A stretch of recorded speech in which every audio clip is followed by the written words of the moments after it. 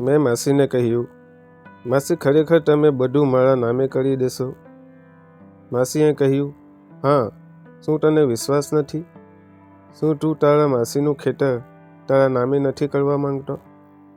માસીની વાત સાંભળીને હું થોડોક ડરવા લાગ્યો, પરંતુ મનમાં હું ખૂબ જ ખુશ થઈ રહ્યો હતો. હું પણ માસીના ખેતર ઉપર રખડવા માંગતો હતો અને તેના કૂવાનું પાણી પીવા માંગતો હતો. શરૂઆતથી જ મને માસી પસંદ હતા. તે ખૂબ જ સુંદર પણ હતા. હું ઘણીવાર તેની સાથે મજાકમાં તેને અડી પણ લેતો હતો. પણ માસીને આ વાતનો અંદાજો ન હતો કે હું શું કરવા માંગુ છું. પરંતુ એક દિવસ હું ધાબા ઉપર બેઠા મારા કલાકારને તૈયાર કરી રહ્યો હતો.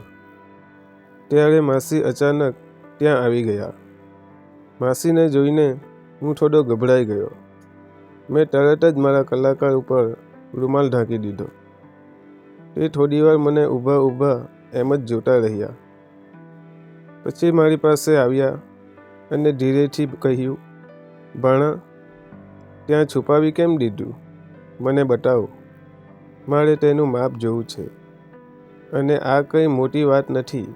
હવે તો બધા લોકો બધાના કલાકારને તૈયાર કરે છે. મેં કહ્યું, માસી, શું તમને ખોટું નહીં લાગ્યું? માસીએ કહ્યું, શું વાત કરો છો? મને શા માટે ખોટું લાગશે?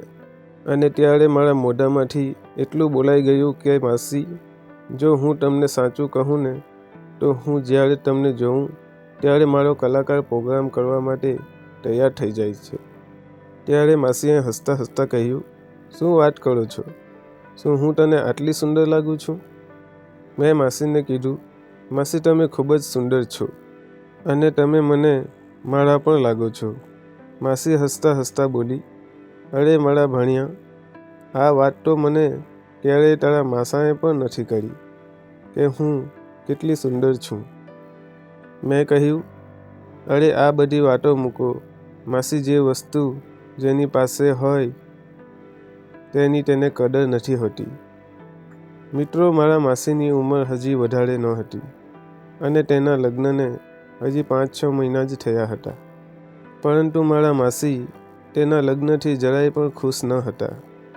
કારણ કે તેના પતિ એટલે કે મારા માસા તે વધારે કામની અંદર પડ્યા રહેતા અને તે કેટલાક દિવસો સુધી ઘરની બહાર કામ કરે રાખતા અને મારા માસી ઘરે એકલા રહેતા. મેં માસીને કહ્યું, માસી, આ ભાણિયાને તમારા ખેતરમાં કામ કરવાનો મોકો મળે તો મારું સપનું પૂરું થઈ જાય. માસી બોલી, તારું કેવું સપનું છે? મેં કહ્યું, માસી, જ્યારે હું તમને જોઉં છું ત્યારે હું વિચારું છું કે શું મારા માસી મને તેની જમીન ઉપર કામ કરવા દેશે? તેને મારી સામે મોટી આંખો કરી અને કહેવા લાગી, શું વાત કરો છો? શું તું મારા ખેતરમાં કામ કરવા માંગે છે? મેં કહ્યું, હા માસી, હું ઘણા દિવસોથી વિચારી રહ્યો છું. ત્યારે માસીએ એટલું કીધું, અરે ગાંડા, આ વાત તે મને પહેલાં કેમ ન જણાવી? હું પણ તારા કલાકારને જોઈ લઈશ અને તેની સાથે પણ એક લોક ડાયરાનો કાર્યક્રમ નક્કી કરી નાખીશ અને એ પણ જોઈ લઈશ કે તે કલાકારની અંદર કેટલો દમ છે. મેં કહ્યું, માસી, મારામાં એટલી હિંમત જ નહોતી કે હું તમારી સાથે વાત કરું.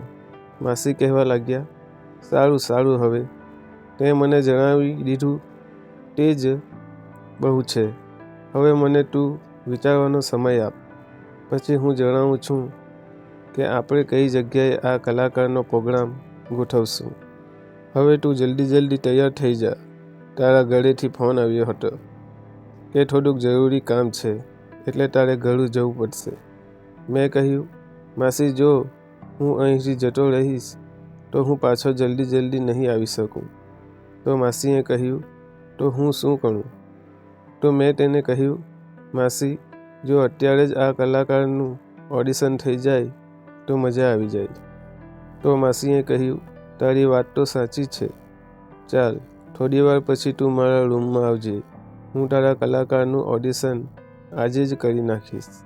તેની વાત સાંભળીને હું ખૂબ જ ખુશ થઈ ગયો અને થોડીવાર પછી હું માસીના રૂમની અંદર ગયો તો મેં જોયું કે માસી પૂરી સફાઈ કરીને મારા કલાકારનું ઓડિશન લેવાની તૈયારી કરી રહ્યા હતા.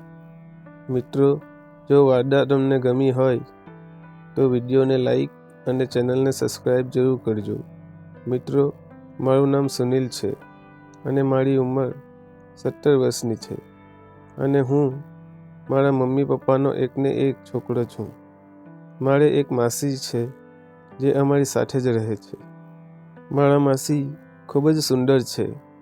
મારા માસીનું ખેતર મેં ક્યારેક જોયું હતું. તે ખૂબ જ મોટું મેદાન હતું અને ત્યાં પ્રોગ્રામ ગોઠવાય એવી જગ્યા હતી અને તે જગ્યા ઉપર ઘણા સમયથી કોઈએ પ્રોગ્રામ કર્યો ન હતો. મારા મમ્મી પપ્પા કંપનીની અંદર કામ કરે છે કે સવારે કામ ઉપર જતા રહેશે અને સાંજે 6 વાગ્યા ઘરે પાછા આવે છે. આ સમયમાં હું અને મારા માસી બંને ઘરે હોઈએ છીએ. એક દિવસ હું અને માસી બંને શાંતિથી વાતો કરી રહ્યા હતા. હું બેઠા બેઠા તબલા જોઈ રહ્યો હતો. ત્યારે મારા માસીએ મને પકડી લીધો અને મને કહ્યું, "શું જોવો છો? શું તને તબલા વગાડવાનું મન થાય છે?" મેં માસીને કહ્યું, "મને તબલા વધારે પસંદ છે. જો તમે કહો તો હું અત્યારે જ એને વગાડી નાખું." માસી થોડીવાર માટે વિચાર કરતા રહ્યા અને પછી કહ્યું, "હું તને એક દિવસ વગાડવાનો મોકો જરૂર આપીશ." એક દિવસ મમ્મી પપ્પા બંને એક સંબંધીને ઘરે 3-4 દિવસ માટે ગયા હતા. હું ખૂબ જ ખુશ હતો અને હું અગાસી ઉપર બેઠા બેઠા મારા કલાકારને તૈયાર કરી રહ્યો હતો. ત્યારે અચાનક માસી ત્યાં આવી ગયા અને પછી તેણે મને ઓડિશન માટે નીચે રૂમમાં બોલાવ્યો અને જ્યારે હું રૂમની અંદર ગયો ત્યારે માસીએ મને કહ્યું કે ચાલ, હવે જલ્દી તબલા અને વાજાપેટી વગાડવામાં હું ગાવાનું ચાલુ રાખીશ. ધીમે ધીમે તબલાનો તાલ મેળવ્યો અને વાજાપેટીમાં સૂર મેળવ્યો અને પછી અમારો કાર્યક્રમ શરૂ થયો. મિત્રો, મારો કલાકાર ખૂબ જ જોરદાર કાર્યક્રમ આપી રહ્યો હતો. તેણે એક સાથે 2 ગીત ગાયા અને થોડો વિરામ કર્યો અને પછી 5 જ મિનિટમાં તે ફરીવાર વાજાપેટી લઈને તૈયાર થઈ ગયો અને જાનુડીનું ગીત ગાવા લાગ્યો. અને આ ગીત એટલું લાંબુ હતું કે માસી કહેવા લાગ્યા કે બસ હવે હું થાકી ગઈ છું. તારું ગીત સાંભળીને હવે હું ચાલી પણ નહીં શકું. તેણે એવી રમઝટ બોલાવી છે કે મારી વાજાપેટી પણ ફાટી ગઈ છે. અને ત્યાં અચાનક પડોશમાંથી માસીની બહેનપણી રવીના અમારા ઘરે ખાંડ લેવા માટે આવી જાય છે અને માસીને બહાર તેણે ન જોયા એટલે તે સીધી માસીના રૂમની અંદર આવી ગઈ. ત્યાં કલાકારનું ઓડિશન ચાલુ હતું. અમને બંનેને જોઈને તે કહેવા લાગી કે મારે પણ કલાકાર બનવું છે અને મારે પણ ઓડિશન આપવું છે. એની વાત સાંભળીને હું અને માસી હસવા લાગ્યા. અને પછી શું થયું મિત્રો, તે જાણવા માટે બીજા ભાગની રાહ જુઓ. ફરી મળીશું આવતીકાલે. ત્યાં સુધી આવજો. જતા પહેલાં વિડીયોને લાઈક અને ચેનલને સબસ્ક્રાઈબ કરવાનું ભૂલતા નહીં. વિડીયો પૂરો જોવા બદલ આપ સબ મિત્રોનો ખૂબ ખૂબ ધન્યવાદ.